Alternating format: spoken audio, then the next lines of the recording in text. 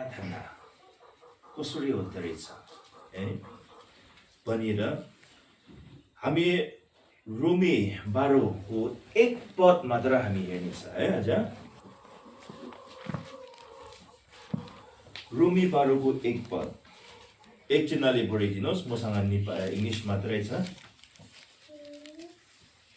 यसकारण भाइयो परमेश्वरको कृपालाई ध्यानमा राखी म तिमीहरूलाई अनुरोध गर्दछु कि तिमीहरूको आत्मिक उपासनाको रूपमा आफ्नो शरीरलाई पवित्र र परमेश्वरलाई ग्रहणयोग्य हुने जिउँदो बलिको रूपमा अर्पण गर। ओके हाम्रो इङ्ग्लिस र नेपालीमा त अलिकति अब उ गर्दाखेरि अलिकति फरक हुन्छ म इङ्ग्लिसमा पनि पढाइदिन्छ Therefore I urge you त्यसकारणले म तिमीहरूलाई अनुरोध गर्दछ दाजुभाइ दिदी बहिनीहरू परमेश्वरको कृपालाई ध्यान लगाएर तपाईको जीवन चाहिँ एउटा जिउँदो बलि दिनुहोस् जुन चाहिँ पवित्र हुनुहुन्छ अनि परमेश्वरमा ग्रहणयोग्य हुनुहुन्छ त्यसपछि अन्तिममा के छ भने दिस इज योर ट्रुथ यो चाहिँ तपाईहरूको असल सत्य अनि ठिक तरिकाको आराधना दिने भन्छ है ओके हामीले रोमी पुस्तक हामीले हेर्दाखेरि यहाँ चाहिँ एकदमै सिद्धान्त धेरै सिद्धान्त भएको रोमी पुस्तक हो एकदमै सिद्धान्तले धनी भएको पुस्तक चाहिँ रोमी पुस्तक हो मलाई धेरै मनपर्छ है ओके र हामीले यो रोमी 1 देखि हामीले 11 सम्म हामीले पढ्दाखेरि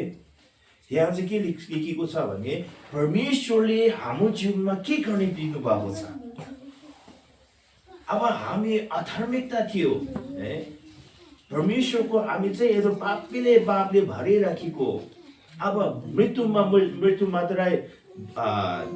हाम्रो जीवनमा चाहिँ अब मृत्युमा मात्र परेको थियो तर हामीले परमेश्वरको अनुग्रहले गर्दा हामीलाई उहाँको सन्तान बनायो उहाँले हामीलाई प्रेम गर्नुभयो हैन उहाँले जे गर्नु भएको छ त्यो चाहिँ 1 देखि 11 सम्ममा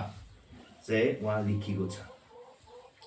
र 12 देखि हामीले हेर्यो भने अब त्यसो भए परमेश्वरले हाम्रो लागि यस्तो गरिदिएको छ भने यस्तो प्रेम गरिदिनु भएको छ भने परमेश्वरले हाम्रो लागि त्यस्तो सानो बनिदिएको छ भने परमेश्वरले उहाँको अनुग्रहले गर्दा हामीलाई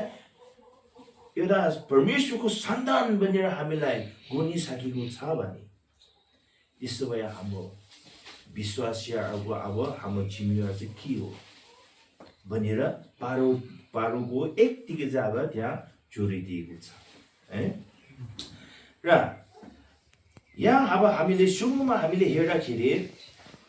म अब छिटो अब बाइबल बोधमा चाहिँ गइहालौँ पावलले अब उहाँको त्यो 12 पद अब 12 अध्याय चाहिँ लेख्नु सुरु हुँदाखेरि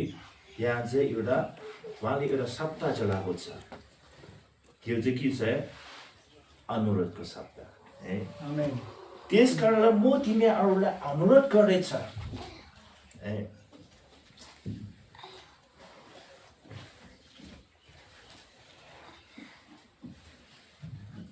र ओके त्यस्तो भए अब एउटा कुरा चाहिँ यहाँ उहाँले अनुरोधको शब्द प्रयोग गरेको छ जुन चाहिँ एकदमै महत्त्वपूर्ण कुरा हो है हामीले त्यहाँ चाहिँ अब हामी किन उहाँले अनुरोध गर्नु पर्यो तर त्यो नजान्दाखेरि पहिला हामीले यो पत्र चाहिँ कसलाई लेखिएको भने पनि एकदमै महत्त्वपूर्ण हो है यो बुझ्नको लागि किनकि कोही पदहरू चाहिँ आगुवाहरूलाई भनेको हुन्छ कोही पदहरू चाहिँ श्रीमानहरूलाई भनेको लेखिएको हुन्छ कोही पदहरू चाहिँ श्रीमतीहरूलाई लेखिएको कोही पदहरू चाहिँ जवानहरूलाई लेखिएको त्यस्तो हैन र यो रोमी 12 चाहिँ त्यस्तो भए कसलाई लेखियो भन्दाखेरि यो चाहिँ वास्तव बुवालाई लेखिएको होइन सुसमाचारकलाई लेखिएको होइन नत्र मण्डलीको अगुवालाई मात्र लेखिएको कुरा होइन तर पनि यो चाहिँ अब तपाईहरूले भाइ हो भनेको मात्र ध्यान छ है तर इजी टु रिड बाइबलमा के लेखिएको छ भने दाजुभाइ दिदी बहिनी भनेको छ है दुवैलाई र यो चाहिँ के छ भने सबै विश्वासीहरूलाई लेखिएको पत्र हो आमेन। जुन व्यक्ति यीशु ख्रीष्टमा अब बाँचिसकेको छ, जसले यीशु ख्रीष्टलाई प्रभु पनि बोलाउँछ, त्यो सबै व्यक्तिलाई लेखिएको एउटा पत्र हो। मतलब चाहिँ यो पद चाहिँ, यो बाइबल चाहिँ तपाईँ मेरो लागि, सबैको लागि हामी लेखिदियो है। ओके, त्यसैले उहाँले अब अनुरोध साथ उहाँले सुरुवात गरेछ। अनुरोध किन गर्नु पर्यो? अनुरोध र आदेशमा के फरक छ? उसले अब आदेश पनि दिन सक्थ्यो त, किनकि अब